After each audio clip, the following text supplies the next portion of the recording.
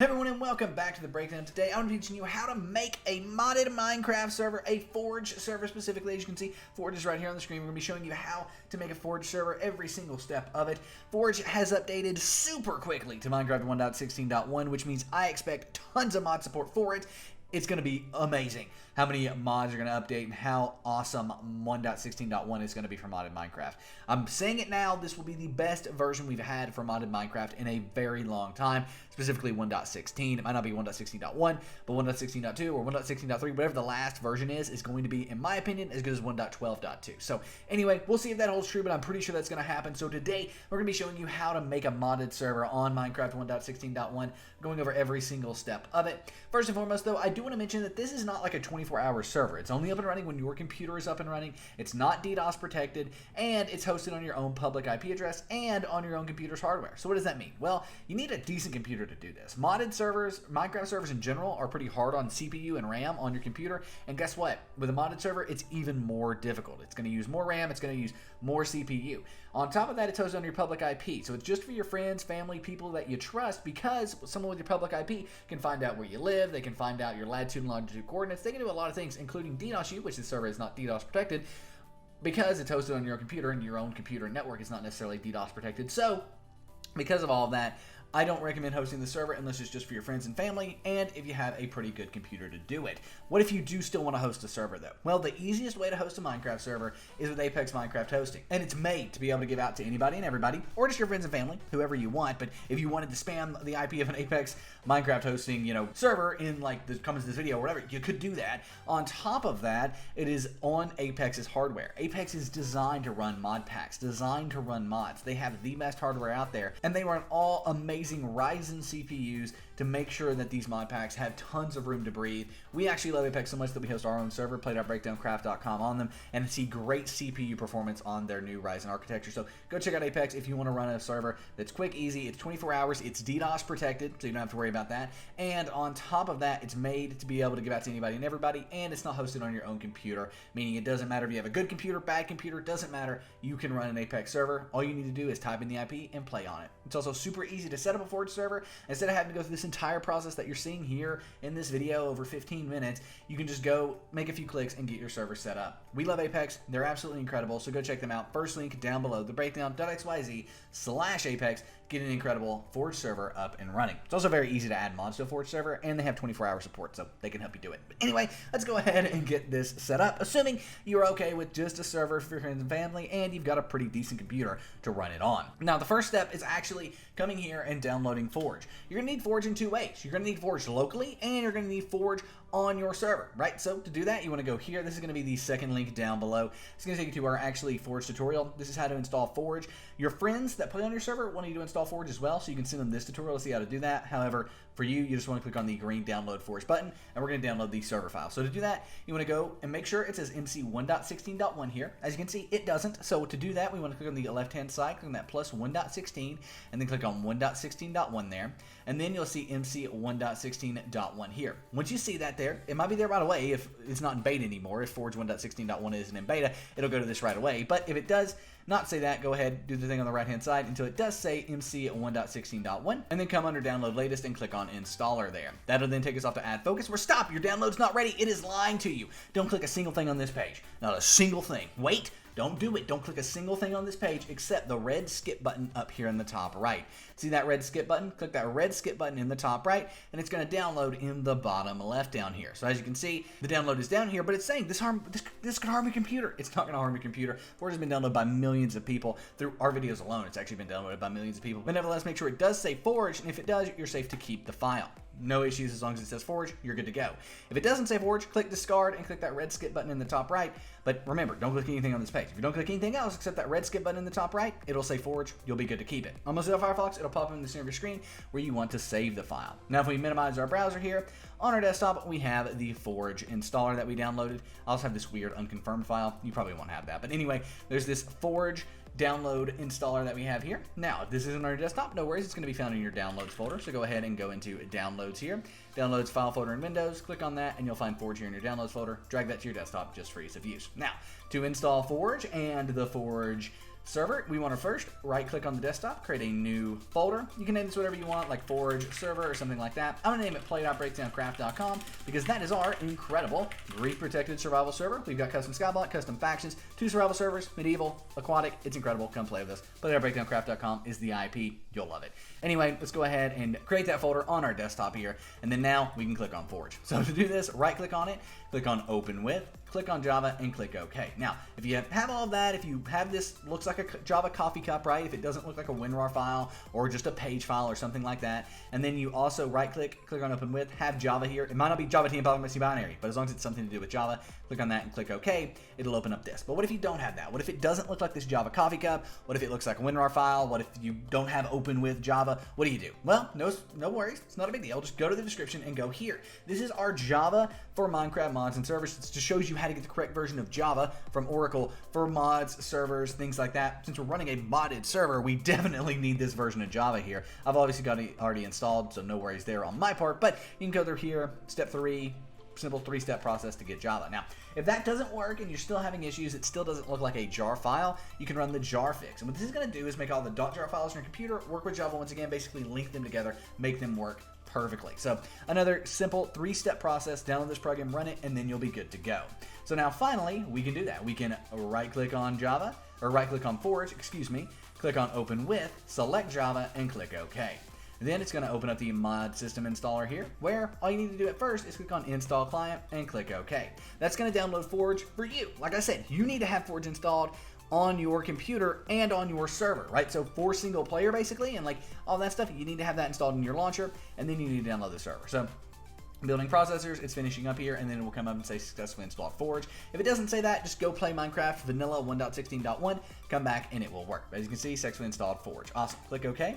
Now we again want to right click on Forge, click on Open With, click on Java, and click OK, except this time we want to click on Install Server. This is going to turn red down here, and you want to click on these 3 dots over here on the right. Then it's going to open up this kind of like file window, then click on Desktop on the left hand side and find the folder you created. In my case, play.breakdowncraft.com, and then click on Open.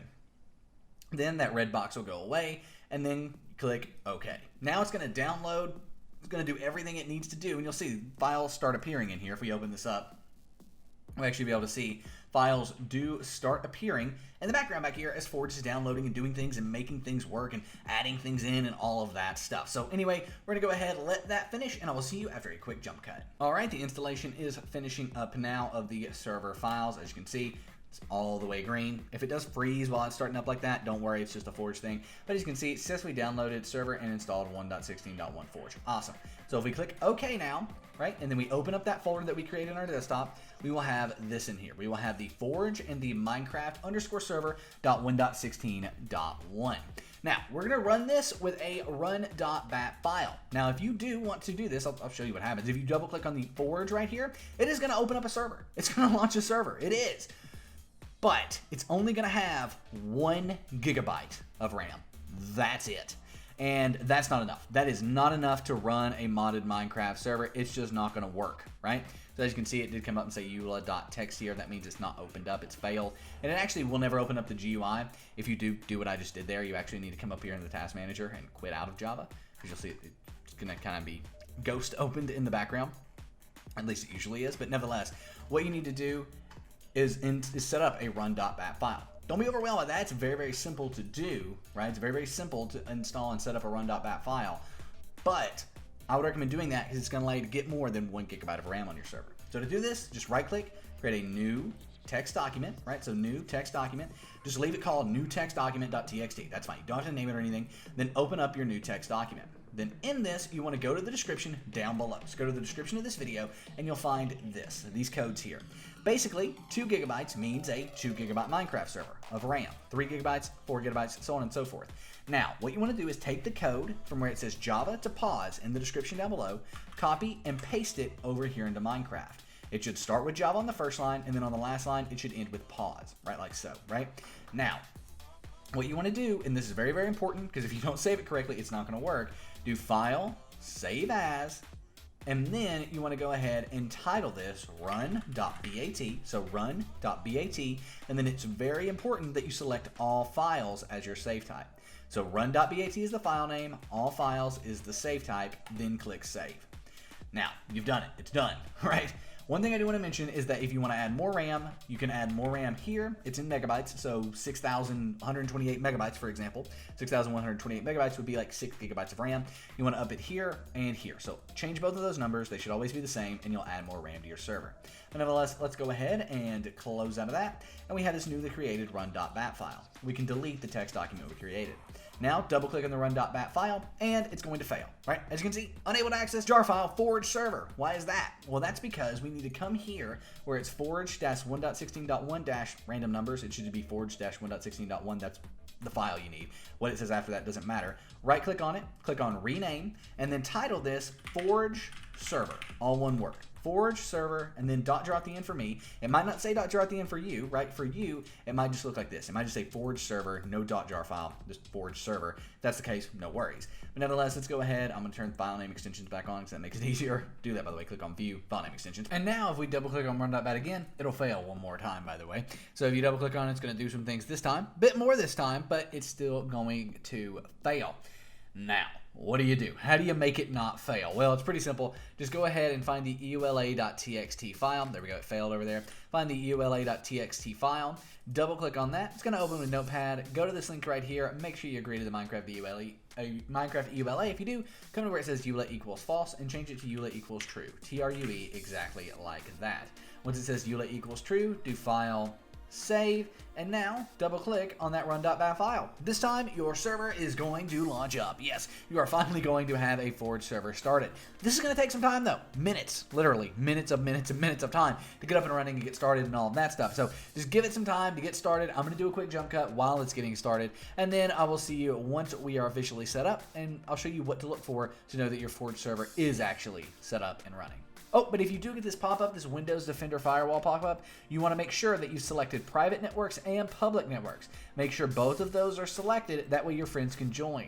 If not, you're going to have to go through and actually take care of this later. So make sure both of these are selected. This might not pop up for you. If it doesn't, that's okay. But if it does, make sure both are checked and then click Allow Access. Awesome. And while we were doing that, the server finished. So it says done here. That means the server is started up. Now at this point, you could join your server, but your friends and family cannot join your server. So first I'm going to show you how you can join your server, and then I'm going to show you how your friends and family can join. So how you can join is, first we'll just leave this up. We want to go ahead and open up the start menu in the top left of my screen, bottom left of your screen. This time though, we want to type in CMD, and then we'll have this command prompt. Click on that, and that will open up command prompt like so. Then in here you want to type ipconfig, ipconfig, all one word, exactly like that, and hit enter. Then you're going to have a bunch of information here, but what we need is two things. I'm going to open up a new Notepad document. We need our IPv4 address, right? IPv4 address, and then we need our default gateway. All right, so for your IPv4 address, that's going to be found right here. In my case, that's 192.168.1.123. Yours is most likely completely different from that, and if it is, that's okay. It should be. Your default gateway is going to be found right here. And for me, that's 192.168.1.1. Again, very simple, but yours is probably going to be different, and that's okay. Now, if you do have a long string of numbers and letters like this right up here, you want to go for the one that's not that, right? So you'll have one that's a long string of numbers and letters, and then under that, you will have one that's more simpler, like 192.168.1.1. Might not be that one, but it's going to be a similar format. Go with the one that's just numbers and copy it over to here. Now, to join your server, you want your server started, then we're going to need to open up the Minecraft launcher. Again, we need to make sure Forge is selected, so we want to select this Forge profile here. It should say 1.16.1-Forge. Go ahead, play into Minecraft, and we can join your server using this IPv4 address here. Now your friends, your family, anyone who you want to play on the server cannot join via that. This is not going to work because this is only available on your local IP. That's your local IP, right? That is basically on your network. That's what the IP of this server is. To the public, it's going to be your public IP address. But in order for that to work, you're going to need to port forward, right? So I'm just going to go ahead, let this load up real quick, and I'm going to show you that you can, in fact, join this server yourself. This is a good way to make sure that, kind of test how your computer's resources are going to handle the server. If you want to test mods, things like that, you can do that. We're going to direct connect here, and then paste in our server address, and then click join server.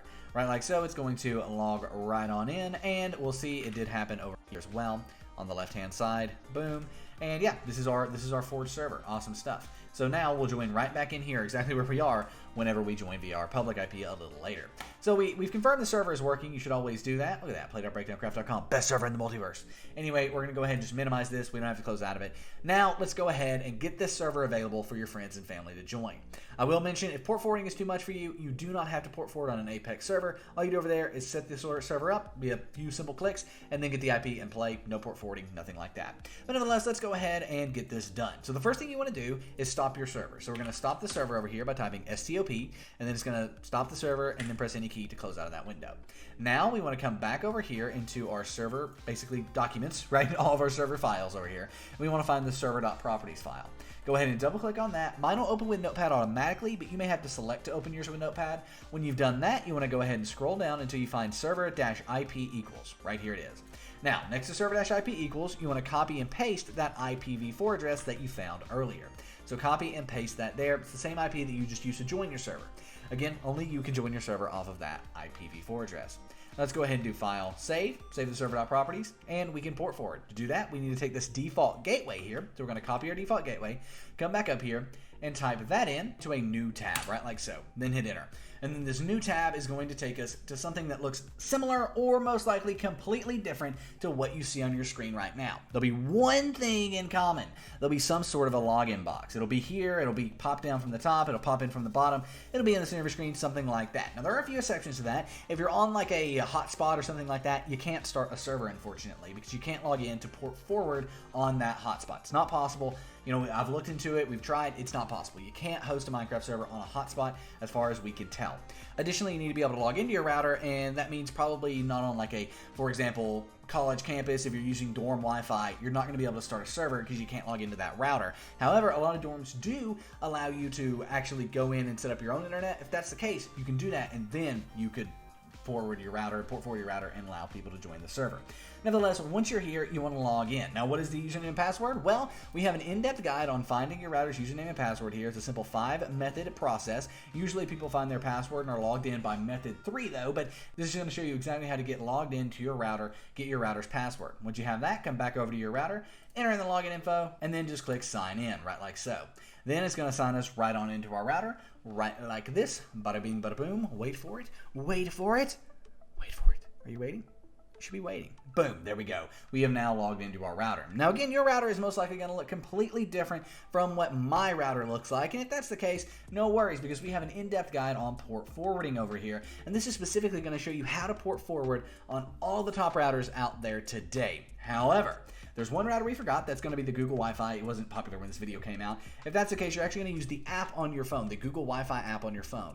Secondly, if your router isn't featured here, still watch this video, because most routers are using similar software. They're rebranding other companies' software and all sorts of stuff like that. So you're going to pick up the terms, you're going to pick up the looks, you're going to see like, oh, our router is in there.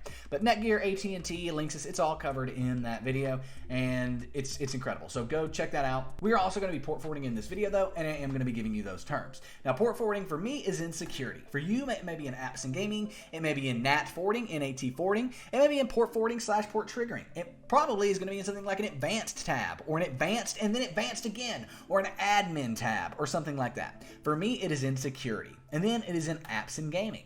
And then finally, it's in single port forwarding. So as you can see, there we had port forwarding for me, we had apps and gaming, and we had the security tab, right? Don't be afraid to click around your router though. Just click around until you find port forwarding of some sort. Port forwarding / port triggering, or just port management even, could work, and probably is port forwarding. So once we're here, we're on port forwarding, add a new single port forward. Now these may be called a little bit differently on your router, but I'm going to give you basically the terms that they should be. So for application name, that could be ID or something like that. We're going to enter in Minecraft. For external port, we're going to enter in 25565. No matter what, if it says the word port, P-O-R-T, if it says it at all, you're going to enter in 25565. That's the default port for Minecraft servers. So 25565, you're going to enter in that there. Guess what? There's that word ports again, and we're going to enter in 25565 right like so. For protocol, you want to select both, or you want to select TCP/UDP or UDP/TCP. You just want to make sure both protocols are selected. If you can only select one, do the port forward twice. Once for TCP, once for UDP. Nevertheless, we're going to select both there. Now for device IP, you may not have this. You may not have a device IP at all, right? And that's okay, because you're probably going to have a drop-down box if you don't.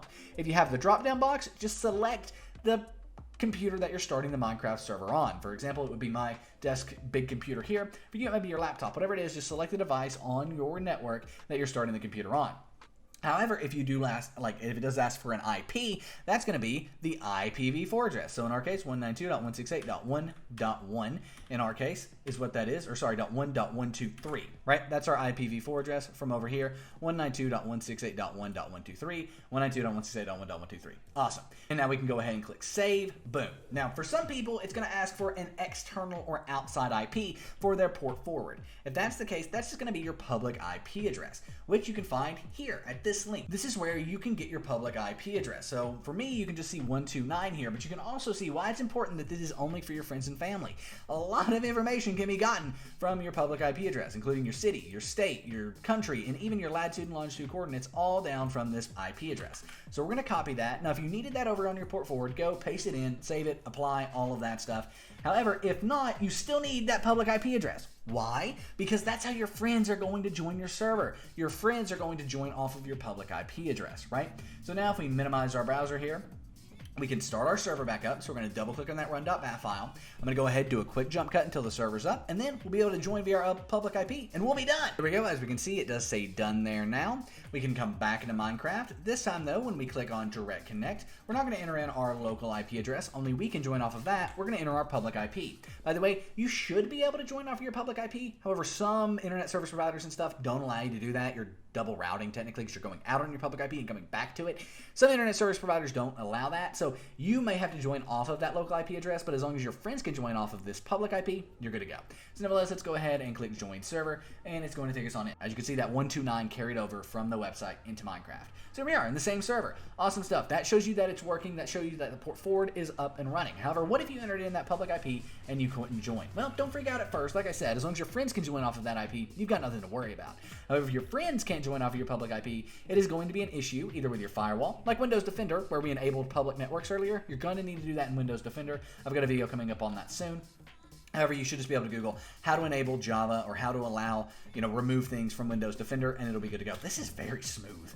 I'm not going to lie, I'm impressed with this. But nevertheless, so that's something, a firewall, or it's an issue with your port forward. So go check that, make sure you select the device correctly, and things of that nature. Now, if your server does stop working after a while, make sure your IPs haven't changed, and make sure that local IP address hasn't changed. Make sure your default gateway hasn't changed. Make sure that your public IP hasn't changed. All these IPs do change over time and do change regularly, so if something just one day isn't working, that's most likely what it is. You just need to refresh those IPs. Nevertheless, thank you all so much for watching this video. If you did enjoy it, give it a thumbs up. If you want to support us, come play with us on play.breakdowncraft.com.